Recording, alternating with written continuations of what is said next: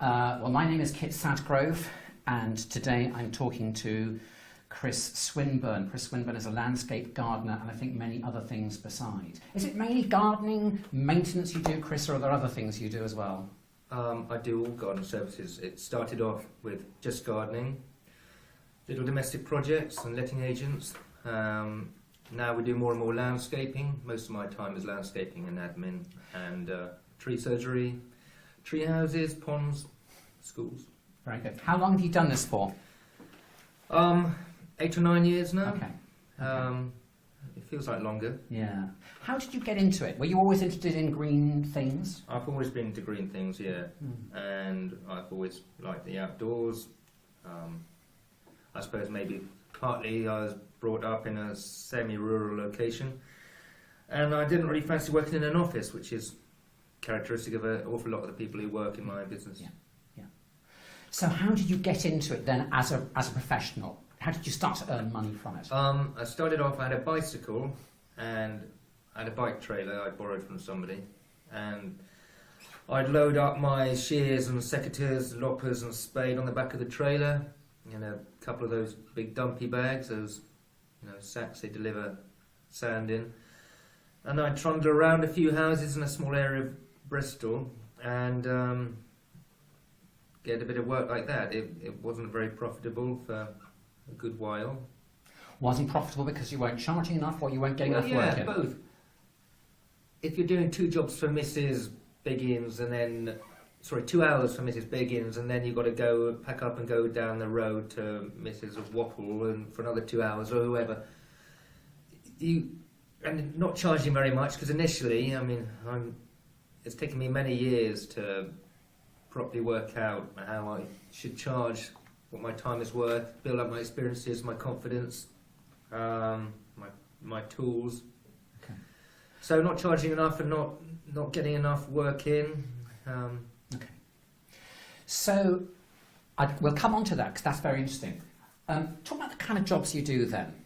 If someone was starting, would they start in like garden maintenance, mowing and stuff? Is that where they start, or does that require more equipment? Well, if you're starting and you don't have resources, the obvious thing to do is buy the minimal kit: spade, fork, secateurs, shears, loppers. You can get this stuff remarkably cheaply now. It's in the long term, you always want to buy good quality kit. That's something everybody learns. But and you can get around with a wheelie bin or subcontract your waste removal, so you don't have to have a vehicle. A bit like a window cleaner with a ladder and a rag. You can start in gardening with relatively little expenditure. So typically you might be looking at digging beds, for example. Is that right? Clearing beds? Clearing weeds out of beds, cutting hedges, pruning plants, maybe planting, either if you've got a knowledge of plants, which of course you don't have to go to college for that. You can read, there's so many good books out there and websites. You can build up your knowledge of plants, which is extremely useful. You can be planting for the customer stuff they've got, or suggesting things they might collect, or organise deliveries yourself. There are some gardeners that I've seen who come in and just like lay waste the entire garden and seem to kind of cut through plants. And I just wonder whether there are people who just don't really understand. They kind of know how to mow, but they don't really understand plants. Certain plants need pruning at certain times of the year. Otherwise, if you prune it at the wrong time, it might be bad for the plant. It might mean that it doesn't show any flower that year, or that you get the flower but not the fruit. A bit daft if it's a fruit tree you want to enjoy, or an ornamental plant with good berries on it.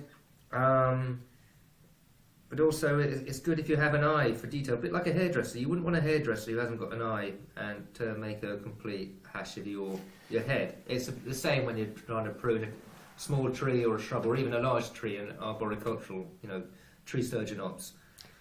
So people need to know their limitations, as in, do you actually know enough about a plant to know which ones we're keeping and which ones are a weed? Well, horticulture, there's what's called amenity horticulture, which is mowing, sometimes, these big gang mowers for local authorities or schools and so on, running around with a strimmer, picking up litter, tidying paths and so on, and you don't really need to have an awful lot of knowledge for that or training, and it's something that most people can pick up those skills that are required easily enough. And then there's more advanced horticulture where you, either through training or just through experience, you develop a knowledge of plants, how they grow, when to prune them, how to prune them, how much abuse they can take, because a customer sometimes wants to have something done to some of their plants which is perhaps inappropriate, and you have to suggest to them what might be the appropriate way to deal with.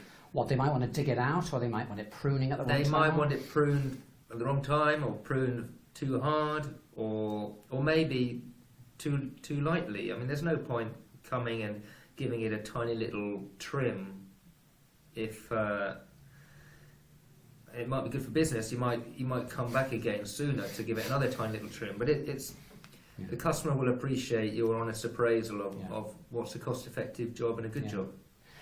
Tell me about how you got in then. Tell me about what made you decide to become self-employed. How did you go self-employed? What was the nature of what was your first job? How did that happen? Well, before being a gardener, I was working for a local authority in the north,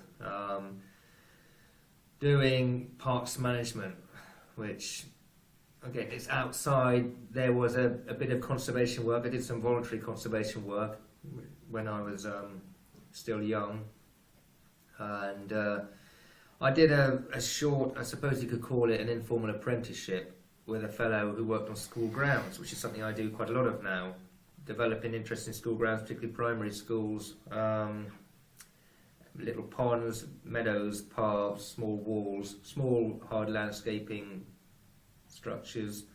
And landscaping, of course, it merges into construction. So people with construction skills can take advantage of that. So one day you said, I'm going to work for myself. I'd had enough of working for a local authority, because as so often happens, what you were employed to do and what you end up doing, there's quite a divergence. I came to Bristol. I was doing a bit of tree surgery for very little pay, quite a high-risk job. To do the tree surgery, I had some formal training in that.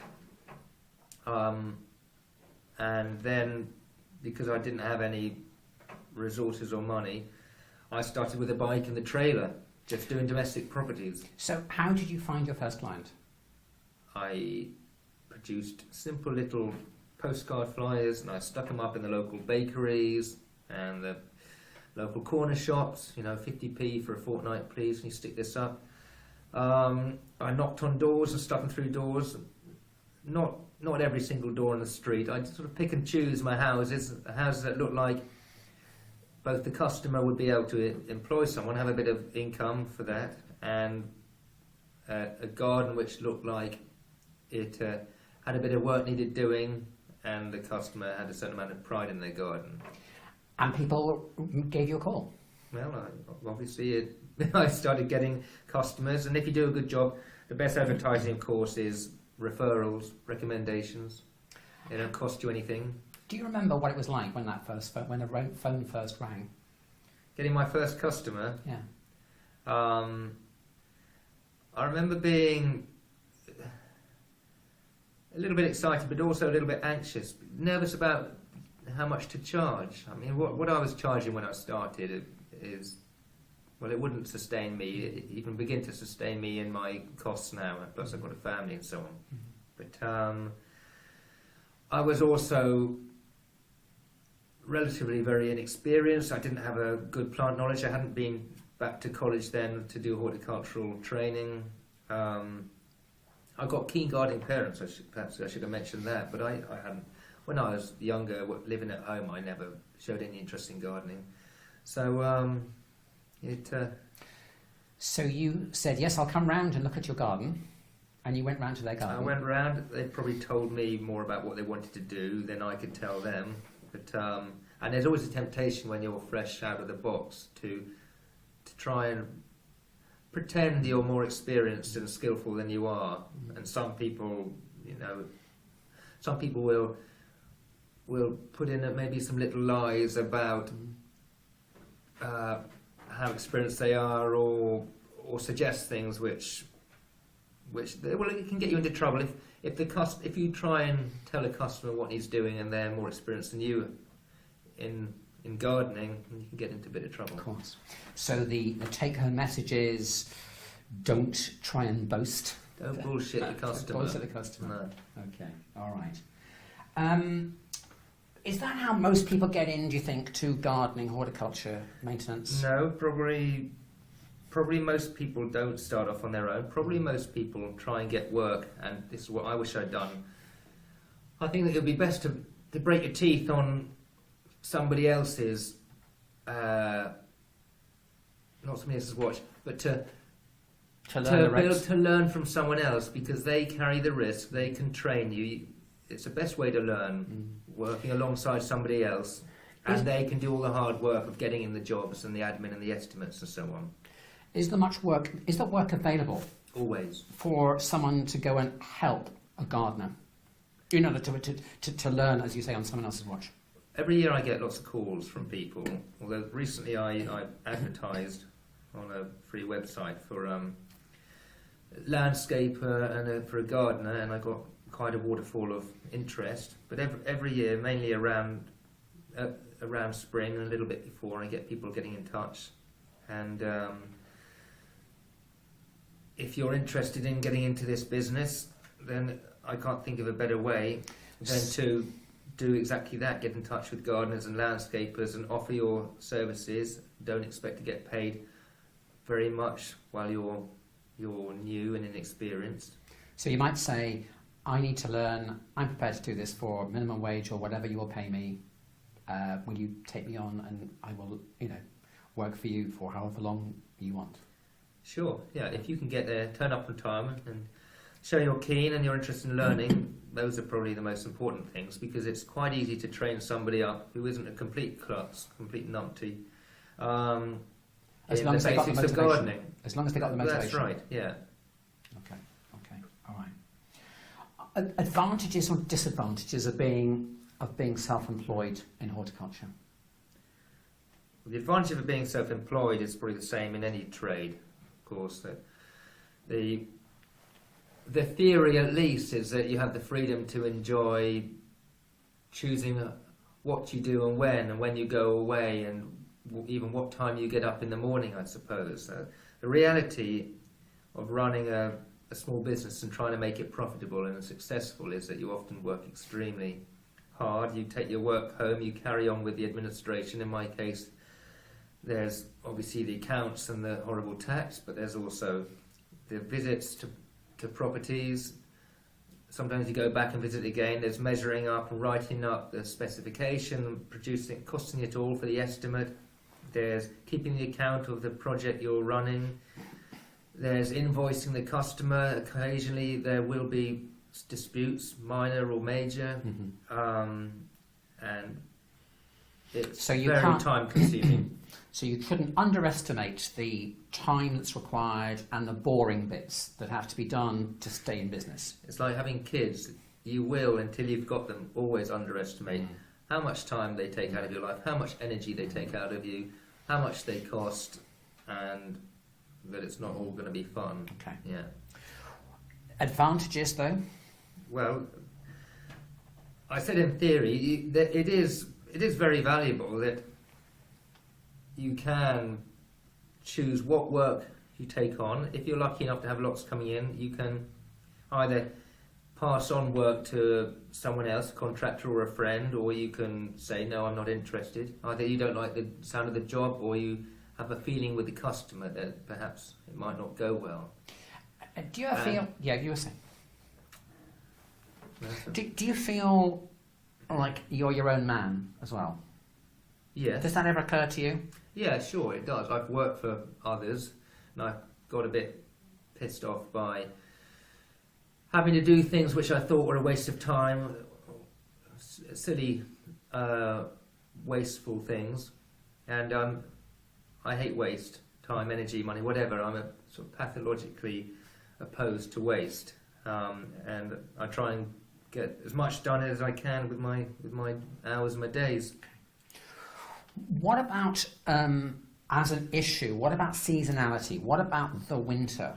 All right. Well, for me, I look forward to the winter. It's my business development time, and you need a little bit of a break because from, well, in this case, from February, but most years from when the snow finishes and the weather improves a bit and people come out and start looking at their gardens and calling around for somebody to fix it. Say March till Christmas, it's usually busy, and for a good part of that period it can be hectic. So the winter I look forward to do things like update the accounts and the tax. That's not fun, I appreciate, but also update the website, sort out photographs, think about other ways I can advance my business. Would you take your holidays in Jan and Feb? Well, I did take one in May, which is a bit silly from a professional point of view, but it's the finest time of year to take a holiday somewhere if there's any sun. Okay. But yeah, in the winter as well. Around, there's the Christmas halls. I've got kids at school, but okay. And would you need to save up? Would you need to have money put aside for the lean months? Yes, it's pretty essential.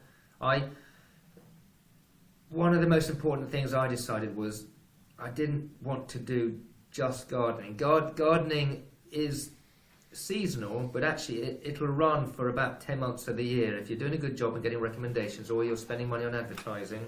Yeah. It's only when there's snow on the ground or it's very cold that you might not have much work coming in. Okay.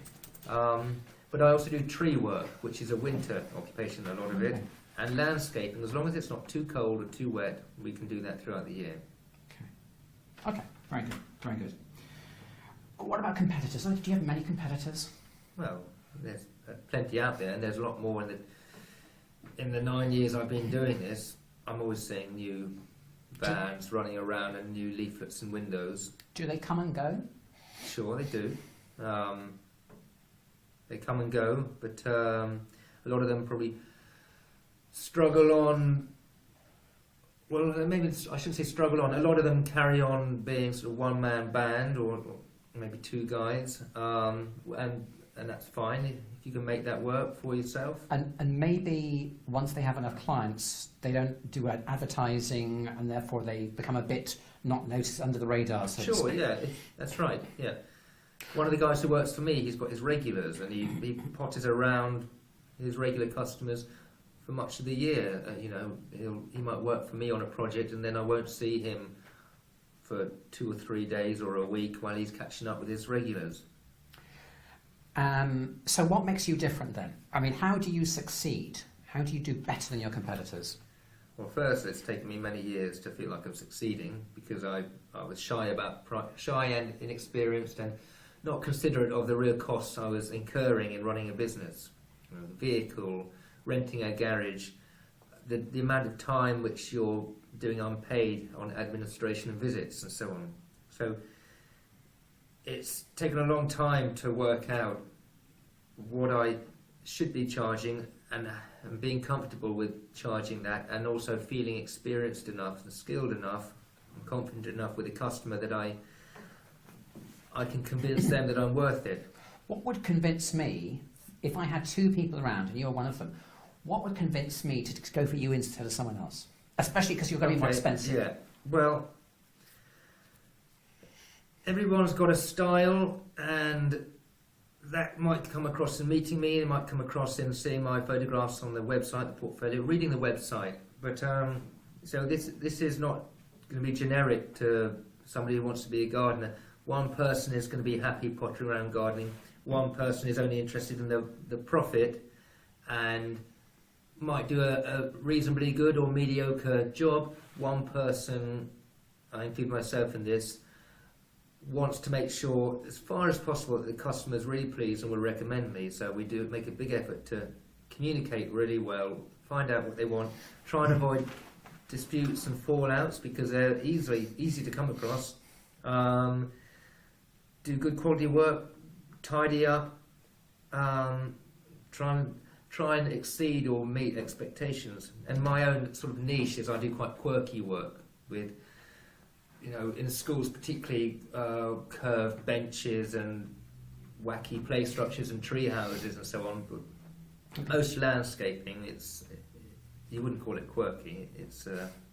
But we just do it well. Okay. We talked about skills. Do clients ever ask you about your experience and your skills, or do they just say? Almost never. Yeah. So no, in all these years, I've been asked once directly and once through one of my guys if I had any training. I mean, if they look at my website, they can see. If they wanted to check it out, they could check out with the Royal Horticultural Society that I've got some training there, or with the Royal Forestry Society that I've got arboricultural training and so on. But it's not necessary to be a good gardener. You don't need to have the formal training. Can we talk about customers? What kind of people are your customers? Are they, because let's talk about domestic customers. Yeah. Are they, would you call them the middle classes? Who hires you? Is it women or men, families, young people? It's probably 80% 30-something to 60-something-year-old middle-class women. Frequently mums who want something which has a family element. Sometimes young couples, professional men who know they're not going to get around to doing themselves, but they're a bit embarrassed by the state of their garden. It tends to be middle classes because they've got the income to spend on a gardener as they have on a cleaner or whatever. And you do some commercial work as well? I've done lots of work for letting agents, it's a good way to start out. It's a good way to set up getting work with letting agents because they pass you work throughout the year, whether it's student lets or other commercial lets. There are problems with it, such as getting paid on time, getting access and so on. Sometimes the jobs aren't particularly, attractive. It's not glamorous work, but it's good bread and butter work. And most work is domestic. I do more and more school work, which is quite fun. School playgrounds and benches and so on. And that, again, a lot of that's through recommendation, and some commercial work, but not very much. I don't do amenity horticulture. I don't do big mowing jobs. Okay. Because? Not interested. No. Haven't got the equipment. Okay. So the actual we've talked about someone who contacts you, you go along to them, you say basically, yes, I can do this work, I can tidy the beds, I can mow the lawns, I can tidy the tree, I can prune the plants and so on. And then you fix a time and you go and do it, and then you give them a bill. Is that right? Basically, that's it. Yeah. Do you bill them when you finish the job? Yes. If it's a small gardening job, if we break it down to gardening and landscaping, with gardening it tends to be half a day, couple of days maybe. They'll get billed at the end, and often you'll be charging by the hour or by the day. It depends if they want priced work or not, or hourly work. And also, very important, I've learnt this through experience, that I only tell them what the waste removal will cost at the end, because I've lost plenty of money in the past on underestimating how much waste we produce. So you produce more waste than you think you're going to, because the job just keeps growing, and so you say to them, I will tell you at the end what it will... Do you say to them, I'll tell you at the end what it will cost? I do, but it's not because it necessarily keeps growing, it's because even after all these years, it's a classic mistake amongst gardeners and tree surgeons to underestimate how much waste. When it's standing up there in the air as the hedge or a tree or whatever, and you look at it and you think, I think that'll be half a van, or a van full, or a 6-yard skip full, or a tipper full, whatever it is. And then you get it down on the ground, and it just seems to be, by the time you've sort of processed it, chopped it up to get it into your vehicle or jammed into your dumpy bags, it's immense. And the price of waste we can't just take it along to a tip like you can your own domestic stuff in the back of the car. We have to go to commercial places and pay a significant amount of money. The waste prices have rocketed in the last few years. Okay, all right. So you would tend to charge the client at the end of the job if it was a small one-day job or whatever. If they're a regular client, presumably you would want regular clients, wouldn't you? If they're good ones, yeah. So you'd want to come back. I'll come back in a month, in 3 weeks' time. We'll mow the lawn again, etc. Yeah. And they'll know what they're paying. You can have it at a fixed rate. You'll be with Mrs. Smith for 3 hours, and you'll sort out her lawn and you'll deadhead her roses. And in January and in February, you'll sort out her lawn and you'll put in some bedding plants. And in March, you'll sort out. Well, actually, you wouldn't be mowing the lawn in January or February, but you get the idea. Is there a kind of typical hourly rate in your world? Well, I've discussed with other landscapers and through online forums and so on. And they vary, of course. In London, you have to charge more than you would in Bristol or in Sunderland or wherever. So rates vary, and the new kid on the block is probably going to charge less while they set themselves up and build up their confidence, experience, whatever, and client base. So you might start off charging, if you're single and don't have big expenses, you might be going around happily charging 9 or 10 quid an hour. Some people do. A pretty standard rate in gardening for somebody who's fairly experienced is £15 an hour. So it's not a very well paid or appreciated business.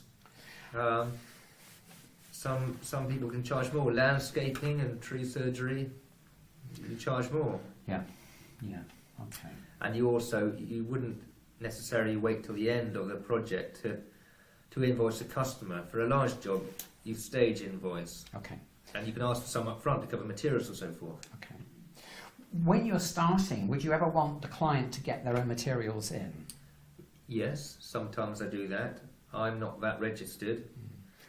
And that keeps you away from the VAT registration limit? There's a limit, whatever it is now, of 70 grand-ish. If your turnover exceeds that, then you've got there are certain advantages of being VAT registered, but I can't stand administration, and I can't bear the thought of having to sit down several times a year and do my VAT returns. It also puts my prices up 20% on services and the charge of labour, which makes you less competitive. So to keep below that threshold, there are various tricks. One is getting the customer to buy in materials. One is to get the customer to pay your contractors directly.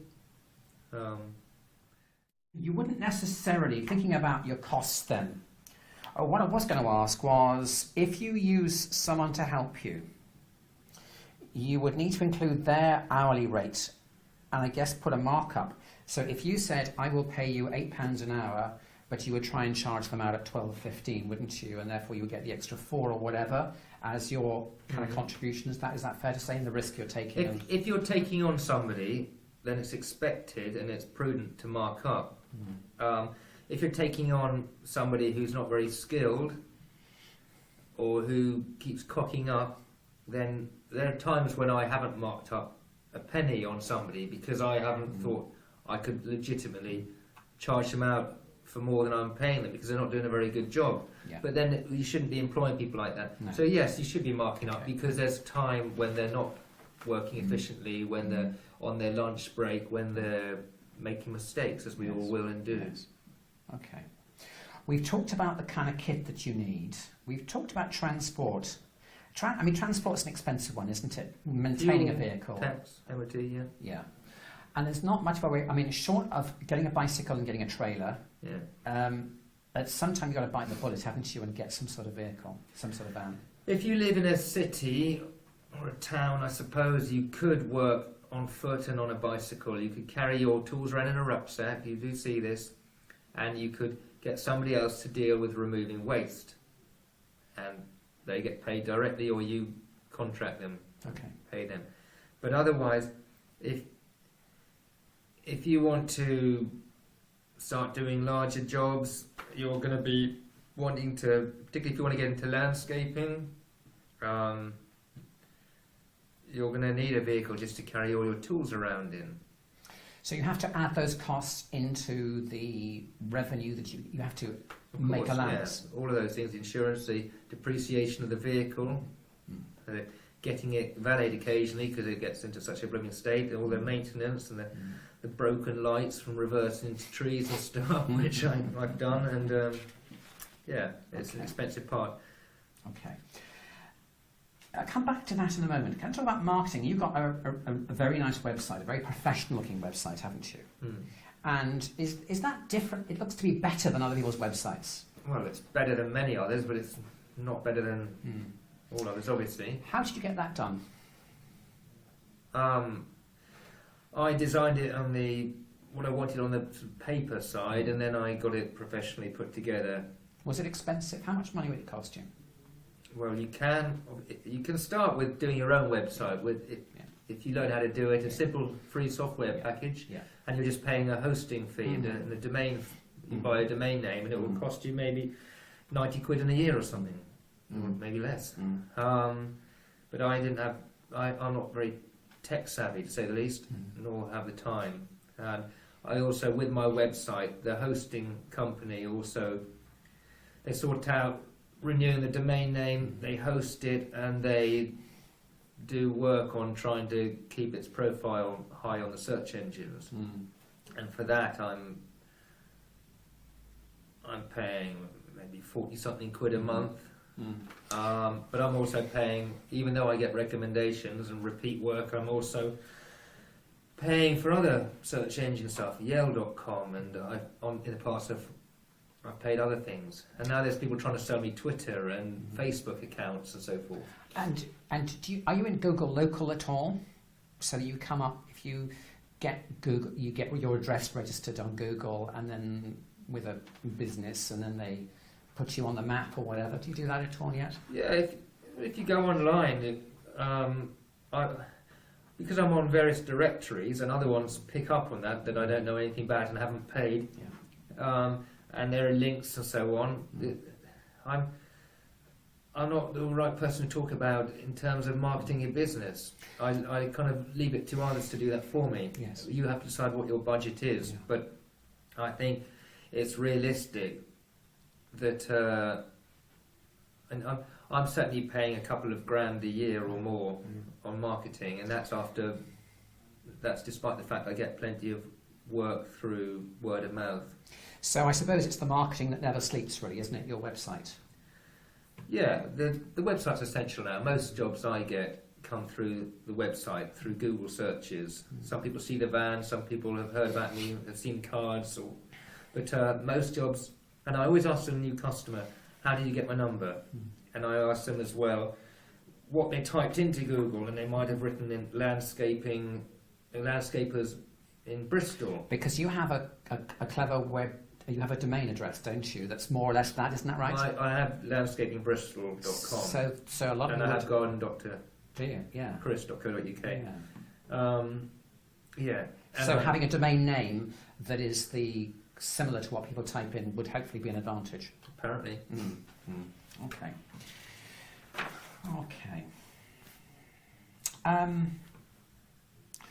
Let's talk about record keeping.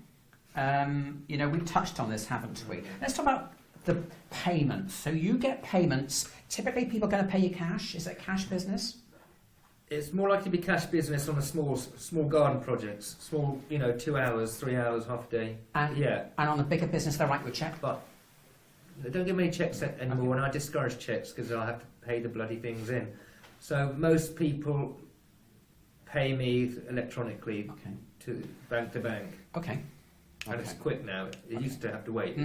It's instant. Okay. So what records do you keep then? Well, I produce a printed invoice for most jobs of any size. I have a diary, which of course I write in what I think I'm going to be doing on every day. I write in the hours of people working for me. I write in expenses and deliveries, and I write in when people have paid me. The computer, of course, keeps a record of invoices. The bank statement keeps a record of payments in, and I have a simple accounts package, which is a bit of a bore, but I do a computer accounts package.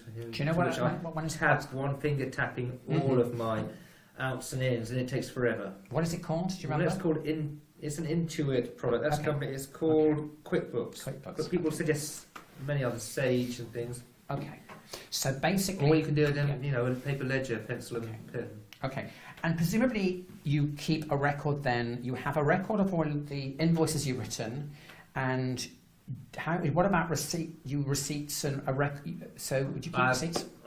The classic shoebox. I have a box of receipts, and every now and again, ideally you should enter your receipts weekly, fortnightly, or at least monthly. But like so many self-employed people, especially having family and being a bit run off my feet a lot of the time, sometimes there can be quite a few months of built-up receipts and checkbook stubs and so on to enter. When it comes to paying tax, do you put money aside for paying tax or not? This is a good question, because I've come a bit unstuck in the past by not doing that, and then you do a tax return thinking, well, I didn't do very well, I don't think it's going to be much, and suddenly at the end of January, when the worst time of year, pretty much after Christmas, and when you've got nothing on, you got a tax bill for $2,000 or something, perhaps. So I pay my tax monthly, direct debit, and also another useful thing is either with the help of a bookkeeper, an accountant, or not, you try and get more savvy about reducing your tax bill legally, obviously. You do your own bookkeeping, don't you? Yeah. What about the accountancy side, the tax return? Do you do that yourself, do you say? I do. I hate it. Okay. And I keep meaning to get someone else to do it. Okay. All right. Okay. So you have to do this thing called self-assessment, which is what self-employed people do. They fill in their own tax return and send it to the taxman. Yeah. Okay. Do it all online, and then you've got a record as well, isn't it? Okay, that is good. Being a gardener, being a landscaper, what the lifestyle? Is that easy life? Is it hard life? Well, is it easy? Is it hard? It's not working in a sweatshop. It's not grafting in a coal mine. It's physically quite hard work, but after all these years of doing it full time, it keeps you fit. You don't need to pay gym membership. And a lot of us are in it because we like working outside, and it's not much fun when it's cold and wet and windy, but it can be fantastic when you're pottering around the garden doing some pruning on a sunny day, or building a deck or something. You can really be grateful for your work then. Very good. So tell me, is there anything that you know now that you wish you'd known when you started? Yeah, loads. Of course there is. I know more about plants. I know more about confidently charging the right amount. That's one of the best things. I know more about the sort of person I want to work with me or for me. I know more about getting and retaining customers, and which kind of customer to say no to. You get a hunch that this person, I think they may be trouble, or it, Would you ever sack your clients? As in, sorry, I can't do any more work for you? At the moment, I'm so busy that I can barely keep up with visits and estimates. And so if somebody rings me up talking about a job which I think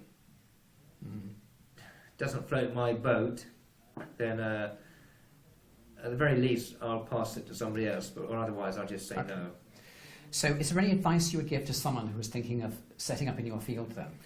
I'd suggest that, as I said before, best that you cut your teeth with somebody else. They can train you, they can take the responsibility, they've got the insurance, they can teach you how to price jobs. So the technical work, the administrative work, if you show you've got a real commitment to assisting them and building up your own skills and and you've got, you know, integrity and honesty, and they get on with you, that's great. And you can learn. This is apprenticeships, isn't it? In fact, I'm about to take an apprentice on at the City of Bristol this year, if it all goes all right. That's the way to do it. Yeah, I'd say. Yeah. Chris Winburn, thank you very much indeed. Pleasure. Thank you.